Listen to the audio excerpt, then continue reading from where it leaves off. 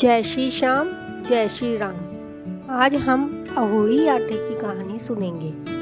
एक साहूकार था, उसके 7 बहुएं और एक बेटी थी। बेटी और उसकी 7 भाभियां चिकनी मिट्टी खोदने के लिए गई। बेटी ने खोदी तो ध्यान नहीं रखा, वहीं स्याऊ माता ब्याही थी। उसके बच्चे काट डाले। स्याऊ माता ने कुपित होकर उसकी कोख ले ली।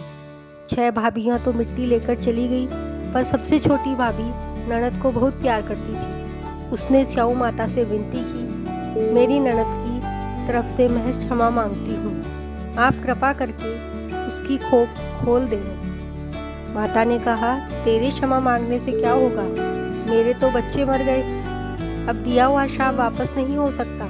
यदि चाहो तो उसके बदले इस श्राप को तुम भोग लो। छोटी भाभी सहमत हो गई। सोचने लगी, यदि ननद के बच्चे न हुए तो मेरे सास ससुर दोहते दोहती के लिए तरस जाएंगे, किंतु यदि मैंने अपनी कोख बंधवा ली तो मेरी 6 जेठानियाँ, उनसे पोते पोतियों का सुख प्राप्त हो जाएगा। स्याऊ माता के यहाँ अपनी कोख बंधवा कर दोनों ननद भौजाई घर आ गए। अब उसके बच्चे तो होते थे, किंतु अहोई के व्रत के दिन मर जाते थे, और अरहोई के दिन सारी जेठानियाँ अहोई पूछती, खुशी मनाती। इधर उसके रोना पीटना मच जाता। कई पंडितों से पूछते ताजते उसे पता लगा कि सुरई गाय स्याऊ माता की सहेली है। उसने निश्चय किया कि वह सुरई गाय को प्रसन्न करके उसके द्वारा उसकी सहेली से अपनी खूह खुलवाएगी। वह सुबह उठकर सुरई गाय का थान साफ करने लगी। हरा हरा चारा इकट्ठा करके गाय के लिए लाने लगी। गाय को नहलाती, उसके कांटे साफ करती, उपले थापती। इस तरह कई दिन बीत गए। एक दिन सुरई गाय ने उससे कहा, मैं तेरी सेवा से बहुत प्रसन्न हूँ, बोल तुझे क्या चाहिए। छोटी बहू ने कहा, माता पहले अपने वचन दो। गाय ने कहा, वाचा त्रिवाचा ऊबी सूखू, धोबी की कुंड में कांकरा होकर पड़ूं, अगर तेरा वचन चूकूं तो। तब उसने कहा, तेरी सहेली स्याऊ माता से मेरी कोख छुड़वा दो। सुरई गाय साहूकार के बेटे की बहू को लेकर अपनी सहेली स्याऊ माता के पास गई। स्याऊ माता ने कहा, आ बहन, बहुत दिनों से आई, मैं तो तुझे याद ही कर रही थी। मेरे सिर में बहुत सी जुएं पड़ गई है, जिससे मैं बहुत परेशान हो रही हूँ, इसलिए तुझे याद कर रही थी। गौ माता ने कहा, मेरी तो आजकल नज़र बहुत कमज़ोर हो गई है। ये मेरे साथ साहूकार के बेटे की बहू आई है, इससे कड़वा देती हूँ। साहूकार के बेटे की बहू ने जूं निकाल दी।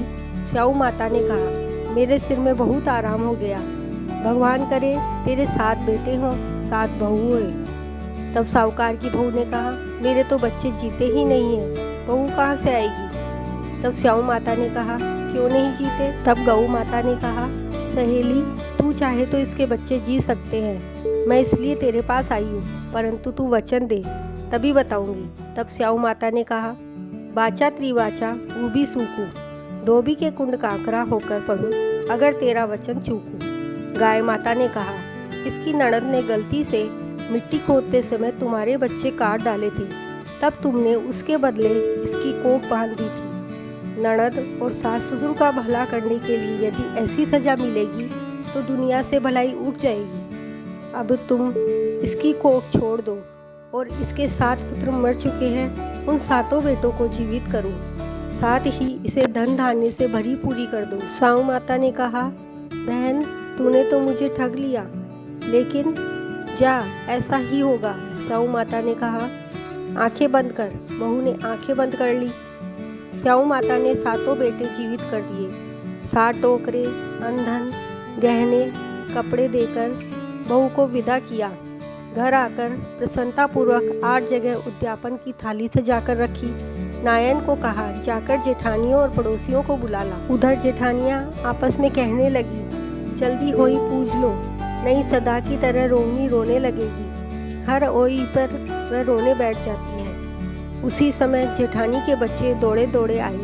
वो कहने लगे, माँ चाची ने आज होई बनाई है, उसके आंगन में 8 बच्चे खेल रहे हैं। चाची ने बहुत सारे गहने पहने हैं, बहुत कीमती बेस पहन रखा है। तभी नायन बुलाने आ गई। सब जेठानियाँ गई, सबने मिलकर मधुर गीत गाए और कथा सुनी।